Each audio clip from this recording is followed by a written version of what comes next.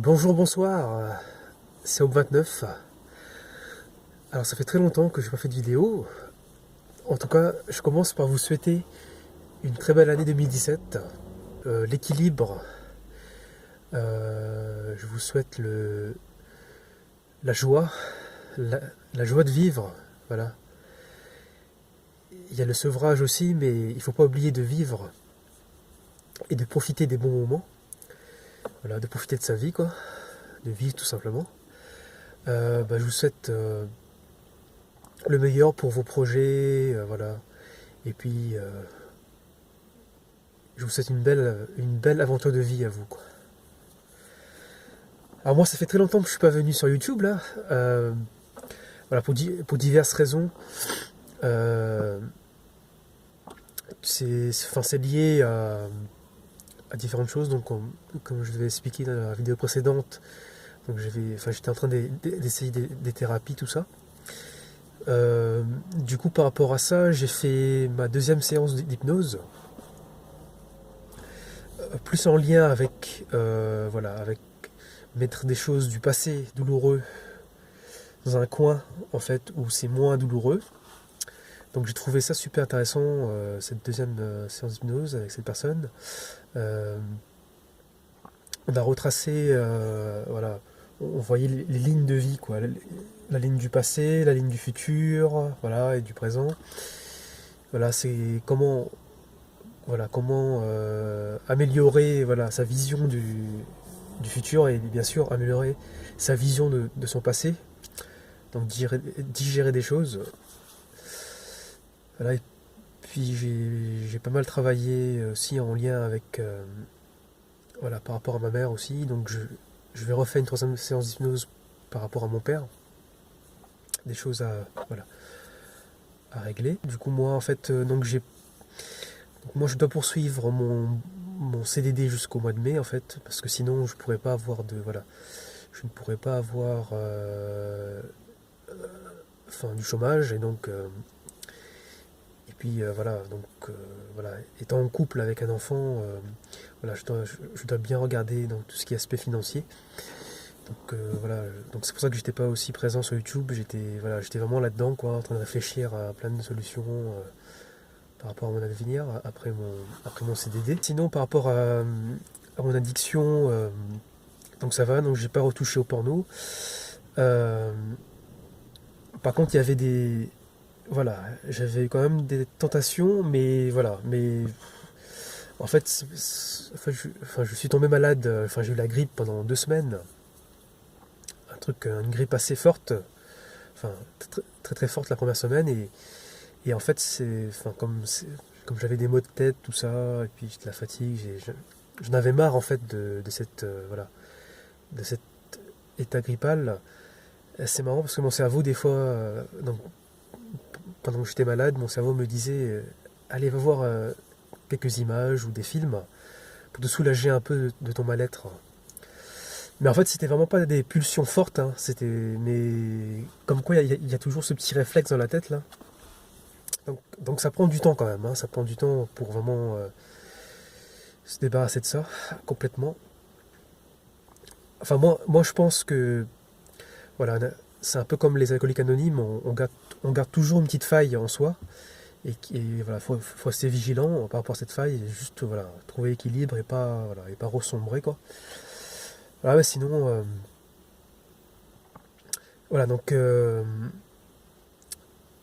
j'ai eu des questions aussi par rapport au fait voilà, parce que je disais que je me masturbais toujours alors que je suis en couple. Alors, ma situation, on va dire, de couple familial est assez compliquée. Euh, voilà, avec ma compagne et donc la mère de mon enfant, enfin, nous avions des soucis en fait de couple. Donc voilà, nous n'avons plus de relations sexuelles depuis longtemps. Euh, je pense que c'est lié entre autres, mais pas que. Bon, c'est lié entre autres à mon addiction au porno qui nous a éloignés, mais pas que en fait. Il y a d'autres aspects, voilà, du couple, hein, qui n'est pas forcément lié à l'addiction, mais voilà.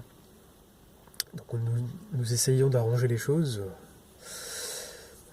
Donc c'est pour ça que je n'ai pas de relation sexuelle avec elle en fait. Donc je me masturbe toujours, voilà, mais à une fréquence environ tous les 15 jours en fait.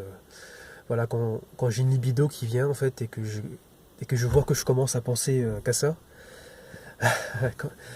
euh, voilà, donc je le fais et puis ça, voilà, je le fais sans image X, sans rien. Enfin, je le fais avec le toucher, quoi. Voilà. C'était pas évident ces derniers mois là, parce que au niveau psychologique, quoi. Donc je sentais que je touche une sorte de fond en fait. Je perds un peu le contrôle. Mais en même temps, je me dis, je dois aussi vivre cette tristesse pour pouvoir remonter et pas essayer de la fuir tout le temps. Voilà, donc j'espère que votre sevrage se passe bien.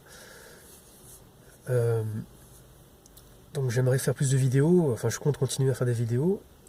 Et, euh, et puis sur le forum, enfin créer un forum aussi, voilà, par pays, par région, comme ça, les personnes qui souhaitent voilà, se rencontrer, enfin déjà de façon virtuelle et puis en vrai, pour se soutenir, ou bien même créer voilà, des structures telles que DASA dans vos villes et régions respectives.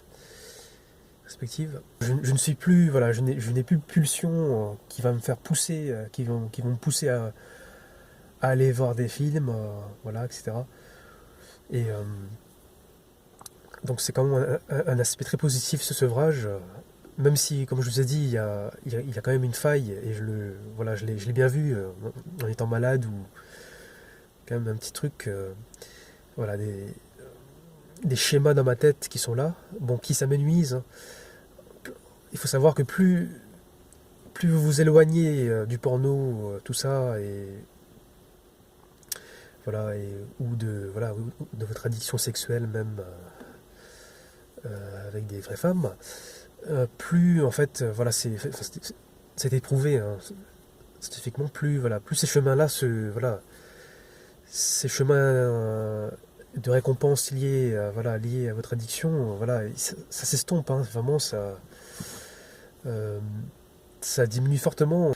En tout cas, j'ai reçu de nombreux emails, donc je ne peux pas répondre à tous les emails en fait. Vous êtes très nombreux à m'envoyer des questions, tout ça, donc ça c'est super. Mais malheureusement, je n'ai pas eu de temps, voilà, avec ce qui se passe dans ma vie actuellement, je n'ai pas beaucoup de temps de répondre en fait, je suis vraiment désolé.